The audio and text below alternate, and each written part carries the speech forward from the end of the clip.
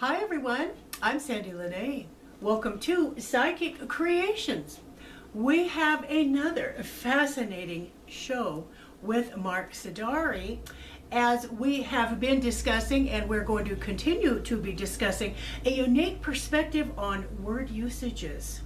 Again, thank you so much for being on Psychic Creations. It's nice to have you here again. Oh, your hands are nice and warm. All right. Now, again, I think our viewers are very intrigued with the subject for today's interview, which is titled Bringing Back the Light in English Language. Now, what we're going to be doing is continuing with our last show's descriptions, explanations, directions on the English language usages. And let's see, I want to continue with one word. We were speaking about the word nice and also positive. And there's also one word here that you talked to me about. It's called pumpernickel. Pumpernickel, yes. The bread. The bread. the fancy, expensive bread, pumpernickel. Mm-hmm. That one is very confusing. Actually, there's not a lot of information about where it originated, connecting to the bread. Mm-hmm. That strange tasting orange bread. However, pumpernickel is one of the words that has changed radically over time. It's pumpernickel, when it originated, it actually means fart goblin. Fart goblin? Yes. Yes. Oh, goodness sakes. Yes. The word pumper and Okay. Nickel is actually originally, I think it's Nigel. I think is actually one of the root words. And anyways, yes, pumpernickel, the name of the bread, it literally means fart goblin. Yeah, it's well, that word has really evolved. Yes, it has actually. But see, that could be one of those really kind of random words that actually occur that make complete sense at the time, but then you get 50, 100, 200 years away from when it started, and all of a sudden people that are looking back are going, why did you use that word? Oh, sure. That doesn't make any sense. Uh-huh. And that is actually one of the things that actually causes things to change over time. You start using something for a specific reason at that time, but then once that time period has passed, the word will continue to be used, and it doesn't seem quite to fit. So people will find ways to make it fit. Uh-huh. I see. And in trying to find ways to make it fit in a more modern time or a more now era, the reasons that it was used originally are gone. They're long gone. So you find something that's close, and then another 2 years or 5 years will go by, and the same thing will happen again and again, and that's how things drift, or they change, or they grow. Yeah. Is they continually are used, and so they're reassociated with things from that time period, which are not the same as what they were originally, and so it just sort of floats along, and then you get, like I said, you get 50, 100, 200, 500 years away from when it was originally used, and then all of a sudden it's become nice. Nice, yes. In the last show, with the first show with Mark, he explained what the word nice actually meant. Well, yeah, at one point in time, there's something that's actually floating around a lot. The study of words and word usage in language is etymology. Not the same thing as entomology, because that's the study of bugs. Okay. But etymology is the study of language and language use. There is a thing called the etymological fallacy, which says that a person is wrong for forcing the issue when a word has a specific origin and it meant something specifically. It is wrong for them to assume that it should be the same thing now. And that's true, because language, even though it does have a root word, a root phrase, this is what it meant. That's the catch, is what it meant. Okay. Not what it means. What it means is how people use it nowadays. Okay, sure. Means is now, meant is then. So even though the word nice meant ignorant, kind of boring, plain, it doesn't mean that. It means nice. That means not, yeah. It means nice. It means something kind of positive, not negative. Well, the thing is with bringing back to light is it isn't about getting things back to their word origins. Because some people have asked me that before, you know, do I want everything to be back to what it meant originally? No, that is not true. However, if something has accrued, if it's built up dirt and grime from socializing, if it has become very negative and weighty and burdensome, if you can't say it and share it without causing drama and stress, you know, if you throw the word out there and then people start, you know, emotionally, you know, being distressed, don't want to cause distress. Right. You know, you can peel away some of those layers. You can clean it up because it originally didn't mean that. You know, it's been used in a different way, and so it's kind of worn out and tired and, you know, kind of angry looking. So, you know, give it a little cleaning because it had a more positive or at least a more neutral meaning at one point in time. That's what bringing back to light is all about. Oh, isn't that interesting, viewers? Yeah. There's a lot of things, you know, as I stated before, there's a lot of things in the paranormal, psychic, occult, spiritual, religious that you can't discuss with people anymore. It automatically causes strain. Okay, sure. Yeah. You use certain words in mixed company and all of a sudden it's inflammatory and you got people arguing and they want to know how dare you, when all you did is you used a specific word. And it really kind of doesn't even matter. I'm not talking about any specific word specifically. Specifically, right. There's just a lot of words that you just can't use. Right, they're not politically correct now. Or they automatically cause an emotional reaction. Like in last show you talked about a buzz or button. The hot button words or buzzwords. Yeah, buzzwords. There's something that just, you say the word and it immediately brings an emotional reaction, and that doesn't have anything actually to do with the word except the word's the trigger. Okay, it just gets everything moving. Like if you, the word politics, you use the word politics and people, you know, they immediately go, oh, what? Right. You know, they don't even know what you're going to say yet. You haven't said anything. You just say the word politics and they're like, you know. And and it's just a word. And that's a hot button word. Yeah, it's just a word though. You know, that's. But it brings about. Yes, all kinds of things. Okay, yeah. All kinds of things. As a more overtly intellectual person, I don't really have any kind of negative prejudice against, you know, how people use language, but there are many times where I just want to talk about something. You know, what do people think? And then all of a sudden there's this emotionally charged crazy business that you have to deal with when all you wanted to do was actually rationally, and there's that word, rationality is a funny one.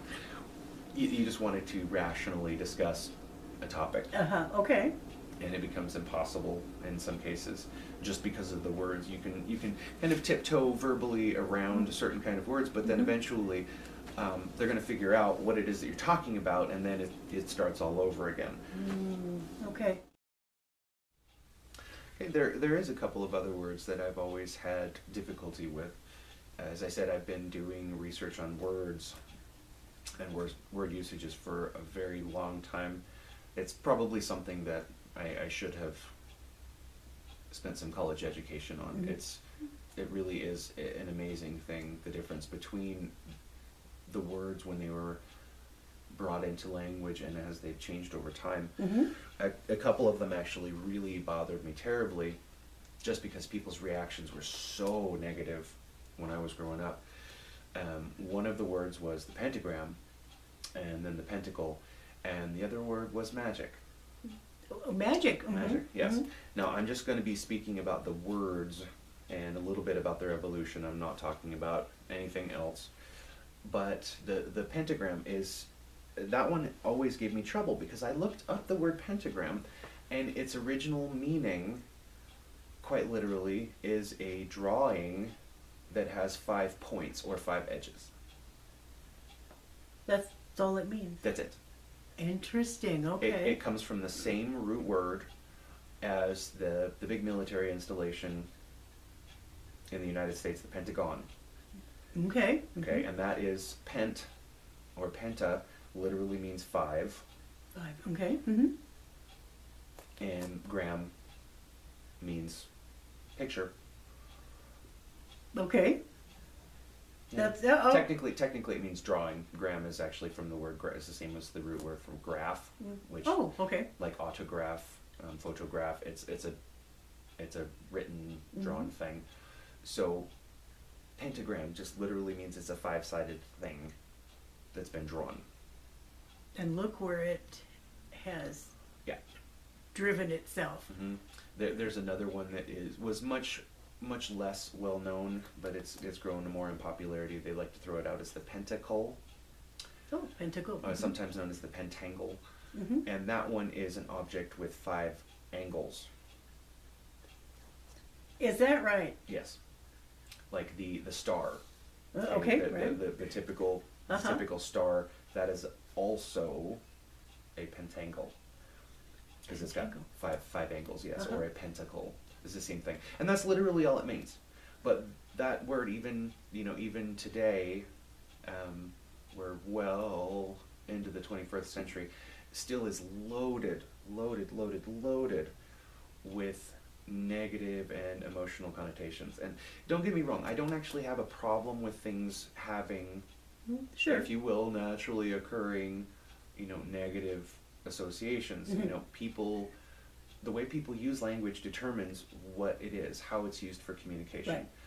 But it makes it difficult for people like me when someone has very positive, loving, light, generous, wonderful associations with a phrase or a word, and then there's other people that will use that exact same word and it's something horrible and hideous, and that's a conflict.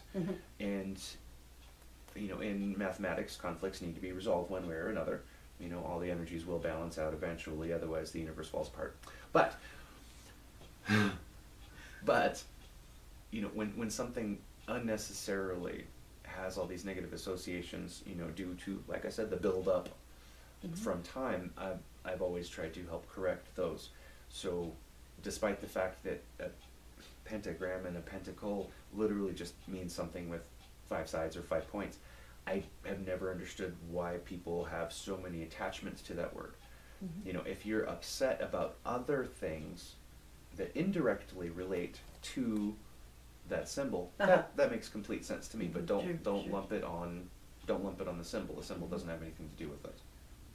But sadly, it has, because of the evolution of the word. Well, another one, the swastika.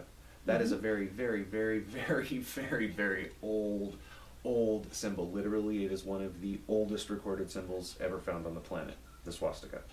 It's been around for a long, long time, but because some very small-minded, irritating persons decided to misuse it, it is forever.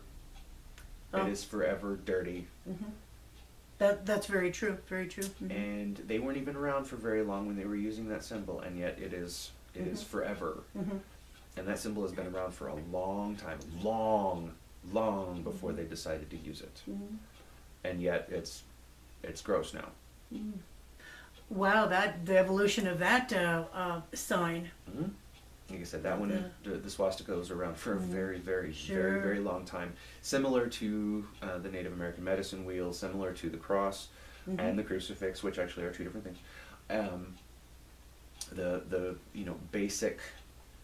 basic signs and symbols, that humankind has been drawing in relation to the natural world and to the spiritual world, the supernatural world, religion, philosophy, all of those things.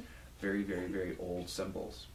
So symbols are a part of communication. They are also with wording, word usages. Well, in a way, not to deviate too much from the topic, symbols, as you know them, the plus, the minus, the star, the circle, those things are early forms of written communication, because language itself is strictly spoken. It's noise that you make. Okay. When you write it down, it is just a set of symbols. Okay. It literally is no different than little drawings on the paper. But those little drawings on the paper, you teach your children to associate that little drawing on the paper, that is the A sound. And then that one, like that's the B sound. And then you add those together and they make words. And the words make language. Interesting. You don't need written language. Okay, and that's why they call it written language. You don't need the little symbol writing on the paper or on the rock. Sure. You don't need that for communication, because ultimately communication is about the idea that's in your head, and then it works its way through and manifests, and then it's shared with the world. Okay, sure. Sometimes the sharing is good, sometimes the sharing is bad, but you learn things over time. Society learns things over time. So quite literally, symbols are communication. Just them being there, sitting there, it is language. Very simple, Wow.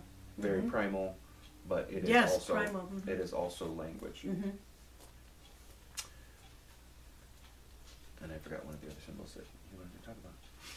Oh, magic. Okay. Yeah, my nose is just a second. 5, 4, 3, 2. That's very interesting about symbols, symbolic, to the written word, to communicating, not languaging. Right. So you can use symbols to communicate and language, basically. Well, certainly, if you ask anyone what does a circle mean, you're going to get just as many answers as you would if you were asking them about any other symbol, any other word.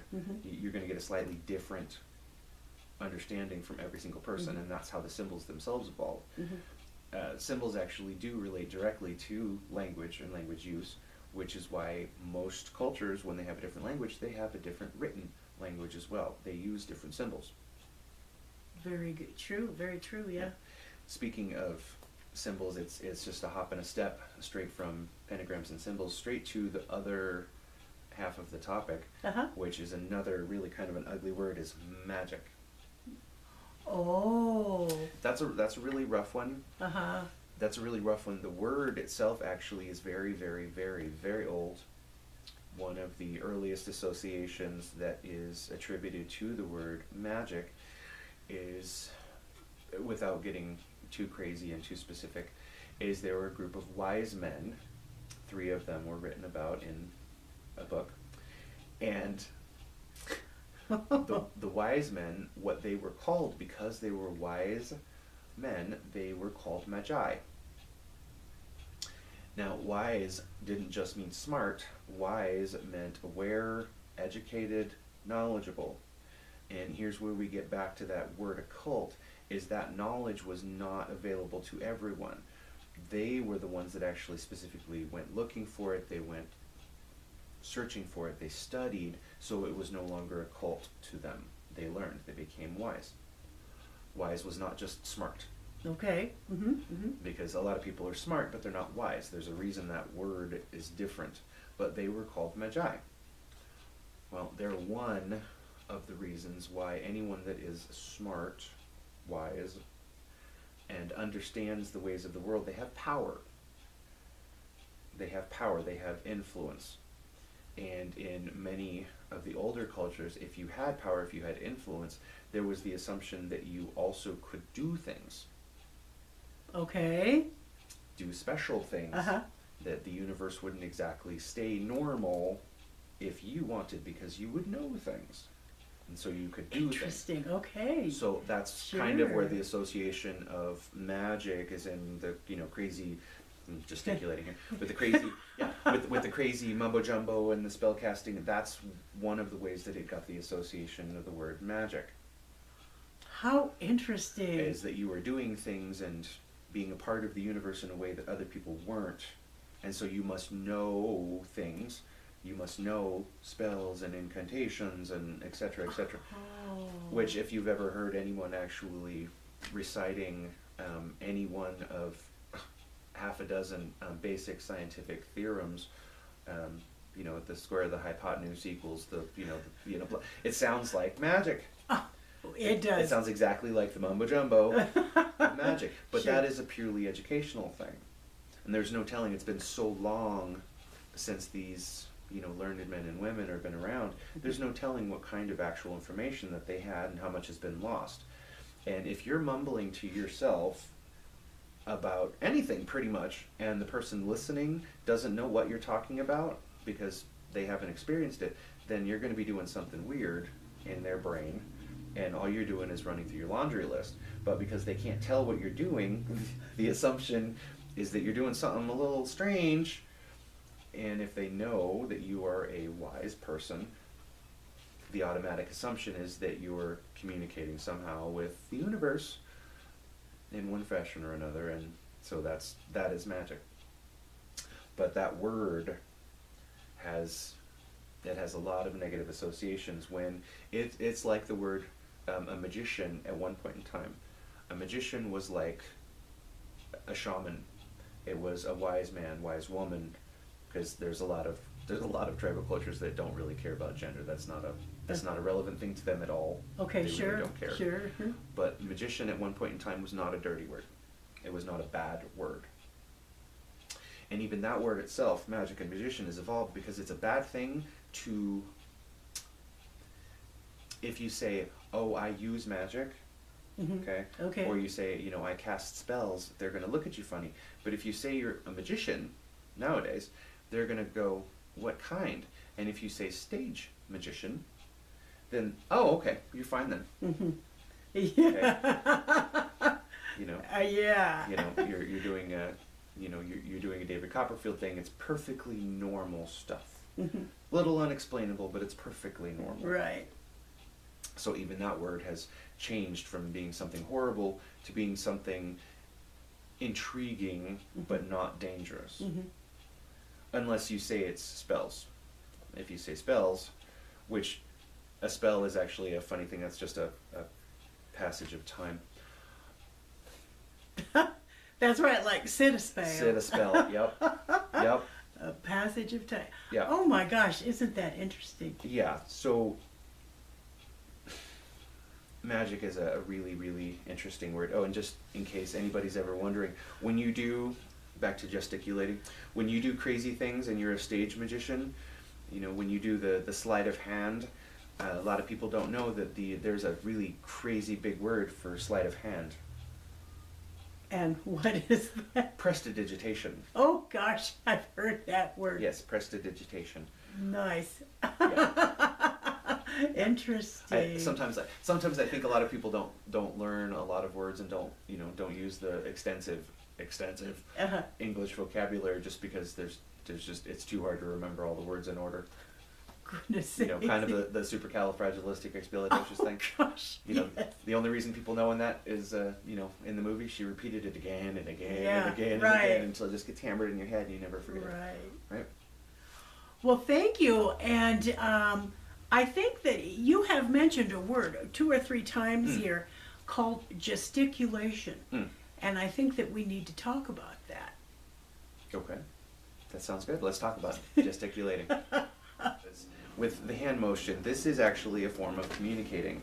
It's got a crazy name that most people don't use anymore, and it's called gesticulating. A lot of people have heard the word gestures, you know, right. making gestures.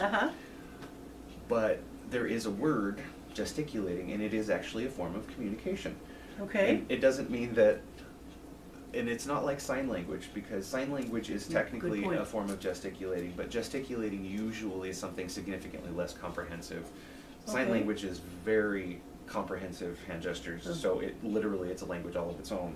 But Sure. it is technically gesticulating. Gesticulating is where you communicate without speaking. A lot of times people will actually put the hand gestures together, because doing the hands like this is me just gesturing. Okay, Doesn't right. really mean much of anything. Right. But you can find out that with gesticulating, which people will do when they're actually speaking to somebody that doesn't speak the same language as them, gesticulating is almost its own form of universal language. Like if you travel abroad to pretty much anywhere in the world that you don't find English speakers, you're going to find yourself reduced to gesticulating to communicate. Okay. So if you're hungry, you know, you rub your belly, Okay. you know, you grab some food. Okay. Sure. Okay. It's not just body gestures; it's hand gestures in combination with body gestures. Sometimes they'll call it body language, but that's not Well, body language is not exactly the same thing as gesticulating. Gesticulating is you're deliberately doing something. Like when you're doing pantomime, or, well, a lot of people don't even know that pantomime is actually the long word for like the people with the white gloves and the paint when they mime. Yeah? It's pantomime. Okay. Actually. But, Sure. that's okay. Okay. That's okay. So, yes, I digress. There's a big unknown word for you. Digress means you go way off target and you gotta get back to it. Okay. You brought back the light to that word. Right. Gesticulating is when you're communicating using gestures specifically to indicate specific things. And you find because humanity is physically the same all over the planet, there are gestures with body, eyes, hands that you can do that actually are exceedingly effective forms of communication, despite the fact that you do not speak their language. Like when you're tired, you know, the hands asleep, eyes closed, tired. Sure. You know, rubbing the belly, you know, putting food in the mouth, hungry, you know, the cup or bowl to your face, thirsty. You know, you don't even need to speak someone else's language to communicate very effectively and precisely with them. How, okay, interesting, okay. Which is where the phrase that I had said that you need to be communicating, not languaging. Yes. When you're just throwing words at people, you may not know what those words mean. They may not know what those words mean, and so all of a sudden you've stopped communicating. You're still both talking, but you're not communicating anymore. Gesticulating, that's actually a really fun one. Like when you do charades, it's all about communication through gestures. Sure, okay. And even though you don't necessarily know the vocabulary, because everybody's vocabulary is a little differently, you can actually figure things out quite easily. The fun thing about gesticulating is it's so simple and so common, even though mistakes are made, the mistakes are made normally. They're not made because you used a word that you had heard before and use it incorrectly. Interesting, okay. Or because the word has evolved over 300 or 500 years. Right. So it makes things very fascinating. See, there's that word, fascinating. Fascinating, sure. Yes. Which is a fancy word for just staring at things. Ooh. That's what fascinating means? Just staring at something? Well, not specifically staring, but essentially, yes. Yeah. Oh, isn't he interesting, viewers? Oh my goodness sakes, yeah. Gesticulating. Now that is hand or well, not body movements, but hand movements for a purpose, for specific communication. Specifically for communication. Not gesticulating includes emphasis, like when something's really, you know, when you clap your hands or you'll wave. That is also gesticulating because you're using it to emphasize what you're saying or what you're talking about. A lot of people will talk with their hands. Right. They really aren't actually talking with their hands. They're just providing emphasis to whatever it is that they're saying. Gesticulating is you're doing it specifically for a purpose. When you point, when you hold out your hand, when you are communicating specifically. Like come here. Yes. Or go away. Yes. That is actually gesticulating in point in fact. The wild and crazy, you know, hands, that also is gesticulating, but it's more emphatic. I'm making a point here. Do you hear me? Exactly. You know, but when they wave and say hello, this is gesticulating. Yeah. Okay. Gotta get that difference. Right. Well, once again, thank you, Mark, very much for your fascinating and very wise and magical subject for our viewers on Psychic Creations. It's been an honor to have you here for our second show. Again, thank you so much for watching Psychic Creations, and we'll see you next show.